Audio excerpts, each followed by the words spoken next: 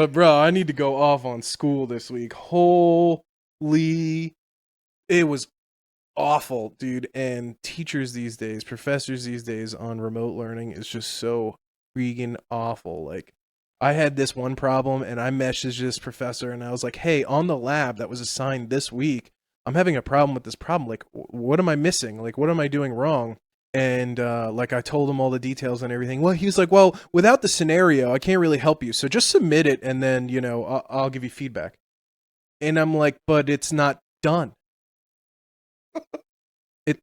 If I submit it, you're going to grade it, and I'm going to get a terrible grade. That's why I'm asking you for help. Like, and he's like, well, you need to submit it, and then I'll give you feedback. And I was like, what the hell? So, dude, it's so annoying. It's so annoying. I spent probably 10 hours trying to figure out this one problem that I couldn't figure out. I actually, like, earlier today, it dawned on me, like, oh, I should have done that. But did you already submit it? Yeah, it was due Sunday. It was due Sunday. That's the worst. I was like, "You suck." What class is this? This is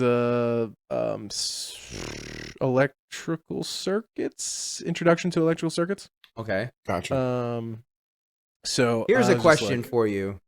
Do you know if the professors, the people that are teaching you, do you know, like, are they explicitly teachers of this stuff, or do they actually have hands-on experience? Like, is their trade like electrical engineering, or are they doing anything with the subject that they're teaching you, or are they just teachers of that subject? So I only know what they tell me, right? So like, you can craft your bio to whatever you want, right? But I'll say, when I was in business classes, and you have a business degree. Do you have an MBA? No, not yet. Just a bachelor's in business, Business right? administration management, yeah. Yeah. So in business, I had teachers that had experience, like real life experience. Now, they'd be like, yeah, I did 10 years in the industry, blah, blah, blah. I was a manager or whatever. And I'm like, they'd be like, oh, I was VP of something, blah, blah, blah. And I'm like, yeah, okay, well, VP of a small business is different than like VP of Amazon, right? So I'm kind of like, well, what, I don't know. Maybe this guy was a VP of his own business, or a business of 3 people, right? Fair enough. But I'll say, in more so the technical side, it seems like they are, maybe they had some experience, 5-10 years as an engineer, and then they went into teaching. And then, but like, also they're teaching at like multiple places, which is why you don't get the feedback. They're like adjunct professors across the board. Yeah, like this guy is teaching in person at another university. I'm sure he's spending a lot more time at that university than like this online, college where he's just like proofreading. I mean, these teachers get paid like $2,000 a course that they teach. Makes sense for online. them to do multiple at different places. Yeah, So would you Go say that like those who can't teach applies to some of your professors, or you can't really tell? Look, you don't know, right? Yeah. I have no idea what my teacher knows or doesn't know, because he doesn't show, like, I think the education system is so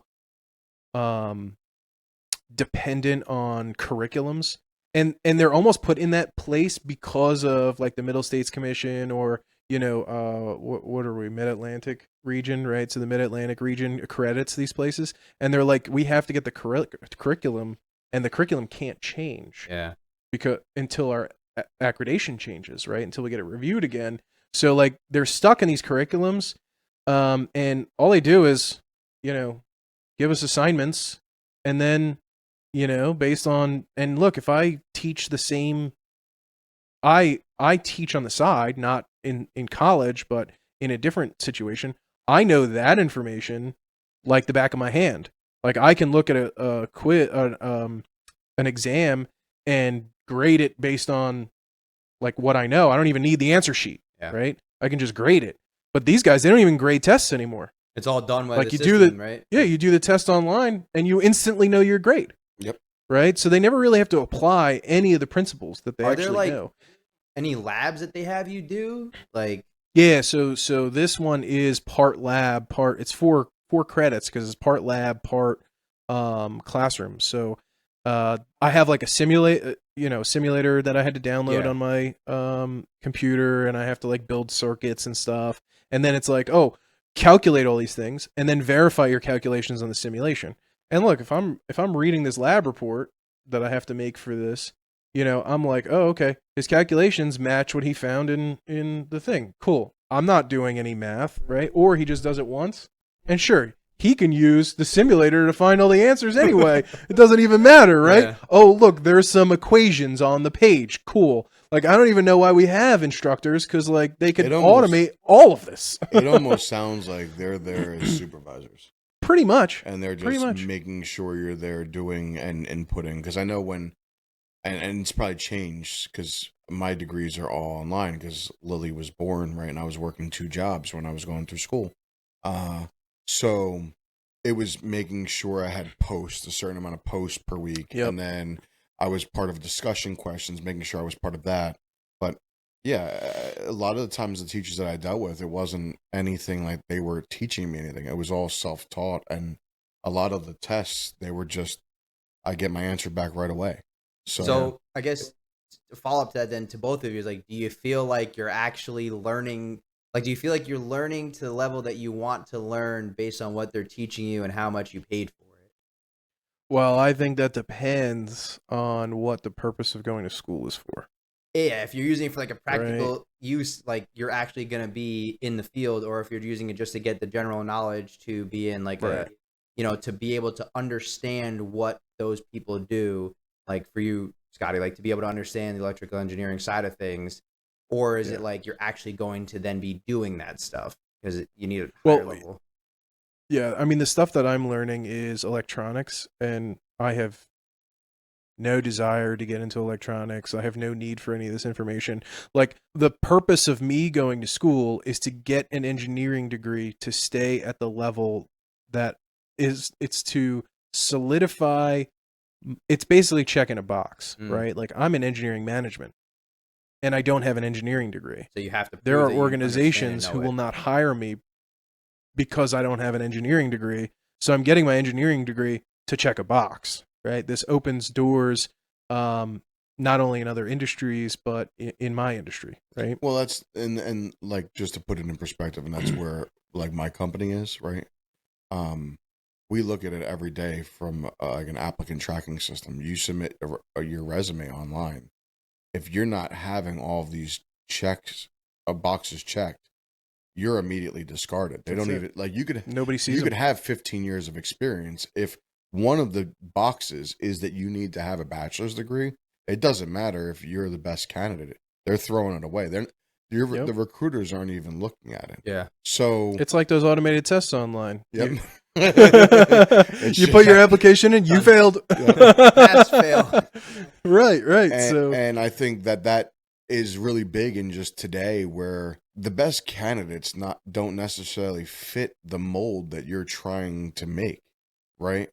It's always been talked about like salespeople. The best salespeople are extroverts, or the best salespeople are athletes, and just because their regimen and they stick to these formats. But it's not a one size fits all for everything, right? And I think organizations now, a lot of them are switching to this skills ontology, where they're taking what skills do people need to have to really be impactful in these positions, and learning on how job descriptions are really going to change and factor into this, where you may not be weeded out because you don't check all of these boxes, because you check these boxes, and that actually is a little bit better. It's going to be interesting to see how AI fits into all of that kind of space. Yeah. But But there's some organizations that are just like, but I'll say this, back to kind of education, we exclusively hire, like on my team, we exclusively hire engineers. They have to have an engineering degree, right? And there are people who took, in-person classes, and there are people who took remote classes, right? And we treat them equally, right? Some have like engineering technology degrees. That's good enough, right? I've seen no difference in like the stuff that they learn in school they spent 80% of their time learning theory and 20% of their time learning practical. I need 100% practical experience. They're not building new systems, right? Like, and there's a lot of focus on engineering degrees, and there is this like negative effect on engineering technology degrees. Like, engineering technology degrees fit better in what we do because it's the application of those theories versus, you know, a full like engineering degree. Like, I feel like an engineering degree needs to be like delisted because it's something for people to do if they want to like do research, right? Or build, right? And that is the one thing. But we get so many applicants from like engineering firms, construction companies, because these firms are usually, I mean, some of them are really big, but these firms, they just burn them out because they're like, yep, 70 hours a week, this is what you're doing. And we're like, hey man, do your 40 and we'll pay you more.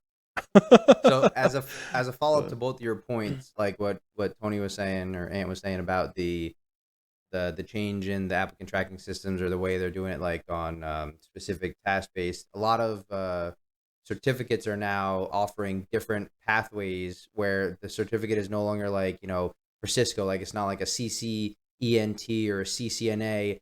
Instead, they maybe have a specific pathway where it goes based on a subset of skills that a person in a specific role would require, so that the certification is lined up to what that job requires, as opposed to just having more of a broad scope to that certification.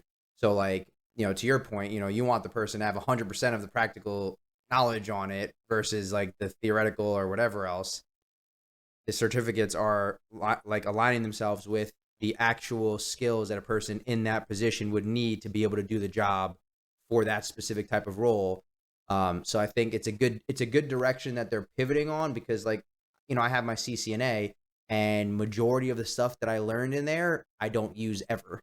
And like, there's a small percentage, like a 10 to 15, maybe 20% of that stuff that I learned that is usable, like that I use based on like what I'm doing. So, you know, it's interesting. And that's part of what got you to the job, right? Well, thankfully it was the years of experience, because in IT within legal, you're kind of pigeonholed based on, you know, if you have law firm / legal experience, you are valuable to other law firms because of just the applications and the systems that they use in law firms are very specific. So like, it doesn't translate to I other got a industries. unique set of skills. I have a unique set of skills, and they're all applied to law firms.